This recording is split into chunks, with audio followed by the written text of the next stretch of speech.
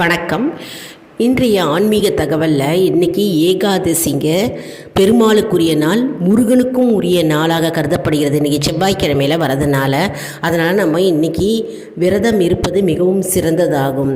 அதாவது போன ஜென்மத்தில் நம்ம செய்த பாவத்தினால தான் நம்ம பிறவி எடுத்திருக்கோம்.